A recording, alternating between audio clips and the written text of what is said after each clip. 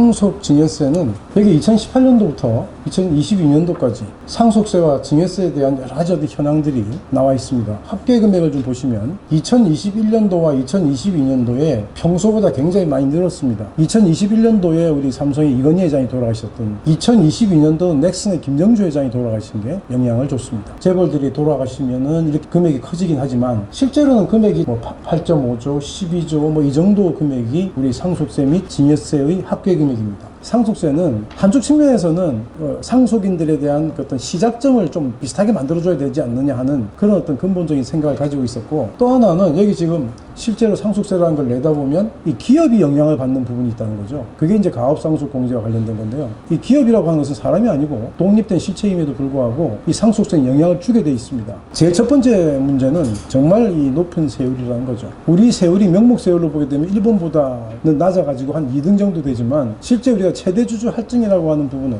20%가 할증이 돼가지고 60%까지 올라갑니다. 보통 반박하는 분들은 실효세율은 그거보다 낮아 이렇게 말씀을 하는데, 실효세율 문제는 서로 비교하기 자체가 힘듭니다. 실제로 우리가 이제 얘기할 때는 우리가 명목세율을 가지고 이제 얘기를 하고 있는 거죠. 이 상속세의 가세 대상 재산이라고 하는 것은 실제로는 살아생전에 피상속인이 세금들을 대부분 냈을 건데요. 이걸 냈을 텐데도 불구하고 이 소득세의 그 세율이 우리가 높여가지고 현재 지금 45%, 지방소득세까지 합치면 49.5 이렇게 가는데, 이건 지금 현재 50%란 말이죠. 거기다 할증이 되면 60%가 올라간다. 살아생전에 내는 소득세율보다도 이 상속세율이 높다? 이건 정말 좀 문제가 있는 거 아니냐는 생각을 자연스럽게 우리가 이제 끌어올 수 있습니다. 실제로 우리가 이제 상승세법의 저 5단계, 그 밑에 있는 단계들은 오랜 기간 동안 저 어떤 그 가세 구간을 유지했는데, 저 구간 문제도 실은 최근에 이제 우리가 부동산 같은 경우에도 그렇고 인플레이션을 고려하게 되면 이 금액들도 조정이 돼야 되는 부분이 분명히 있는 것이죠. 지금 우리가 상속세라고 하는 것은 정말은 아주 큰 문제가 있다는 거죠. 어떤 문제냐면, 피상속인이 돌아가시게 되면 남기는 그 재산에 대한 성격이라고 하는 게 첫 번째 우리가 캐시입니다. 현금입니다. 또 하나는 부동산입니다. 그리고 일반인들은 그렇게 많은 주식들은 아니지만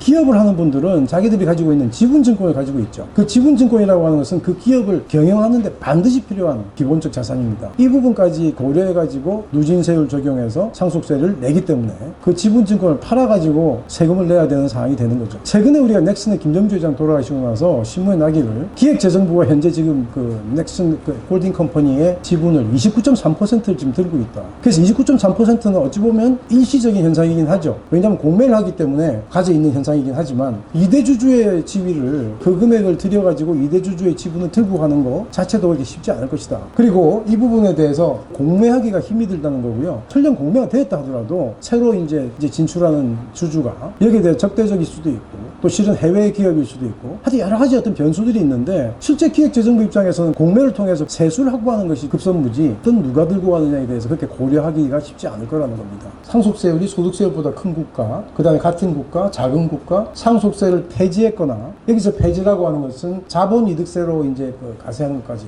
포함되고, 아예 미시행하고 있는 국가도 있고요. 그래서 우리나라는 저기 지금 상속세율이 소득세율보다 큰 국가 7개 구간에 두 번째로 현재 지금 적혀 있습니다. 자, 최대주주 할증가세의 문제인데, 우리가 이제 최대주주 할증가세에 대한 철학이라고 한다면, 이 최대주주가 개연권 프리미엄을 들고 있을 거 아니냐 하는 그런 얘기죠. 개연권을 실제 최대주주이기 때문에 팔기가 더 어려울 수도 있어요. 그래서 우리가 일반적으로 잘 되는 회사, 그 회사는 개연권 프리미엄이 당연히 있을 거고요. 미국 같은 경우는 보면 할증이나 이 할증만 하는 게 아니라 할인평가 제도도 같이 이제 우리가 고려하고 있다는 거죠. 그것을 케이스 바이 케이스로 할 수 있는 길을 열어놓고 있다고 하는 겁니다. 이 가업상속제도는 현행 상증세법에서 가장 큰 문제를 가지고 있다. 저는 이렇게 생각합니다. 업종제한은 왜 하는 거죠?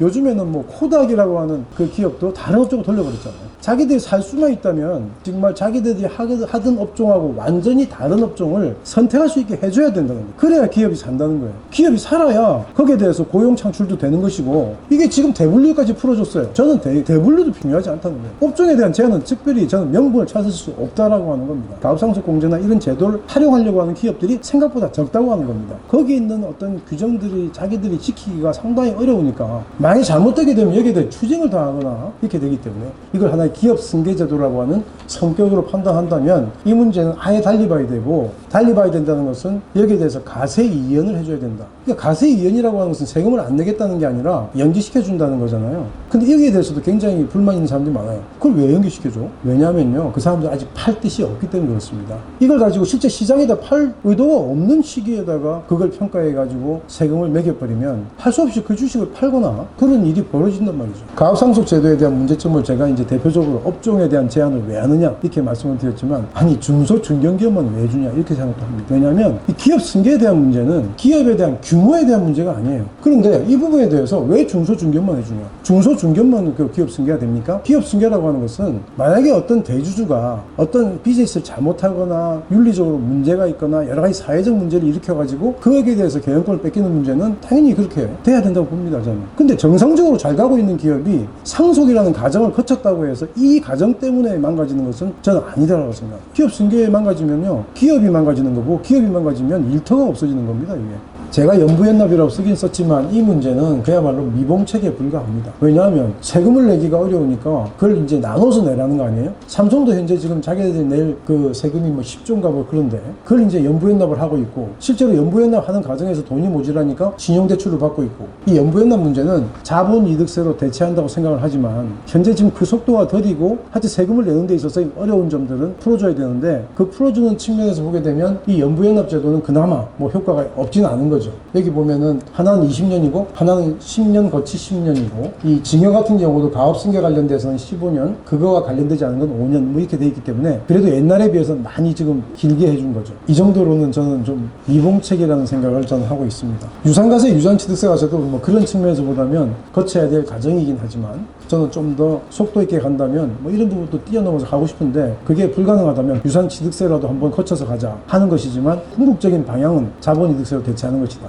유상가세라고 하는 게 피상속인이 마치 살아있듯이 이렇게 가세하는 거잖아요. 피상속인이 돌아가셨는데 상속인들이 나눠서 가졌는데, 위에서 누진세율 계산할 때는 피상속인 전체다 럼썸으로 곱해버리니까 여기에 대해서는 문제가 있는 것이고, 또 하나는 저걸 많이 적용하게 되면 더더욱 이중과세라고 하는 것에 대해서는 유상취득세에 비해서 더 강하게 비판받을 여지가 있다는 겁니다. 그리고 응능부담이라고 하는 것은, 이게 이 세금이라는 게 자기한테 너무 부담스럽게 안 해줘야 된다. 옷을 입었는데 너무 이게 작은 옷을 입으면 쪼여가지 힘들고, 너무 큰 옷을 입으면 정말 남들한테 보기 싫잖아요. 지금 최근에 와서의 어떤 경향이라고 하는 것은 이 응능부담에 좀 많이 지금 현재 문제가 생겼다고 생각해요. 그 응능부담이라는 게 저는 현금 동원 능력도 응능부담이라고 좀 본단 말이죠. 보유세 같은 경우는 자기가 재산을 보유하고 있는데, 그 재산 보유하고 있는 것이 처음에 싸게 샀다가 나중에 가격이 올랐는데 점점 이제 보유세가 올라간단 말이에요. 능력에 맞는 부담이라고 보기 힘들어요. 양도세는 낮춰주는 게 맞다. 양도세를 낮춰줘야 실제로 물량들이 움직인단 말이죠. 양도세가 높으면 사람들이 팔질 않습니다. 그럼 이동이 안 됩니다. 그래서 양도세를 낮춰줘야 되는 건 당연한 논리고,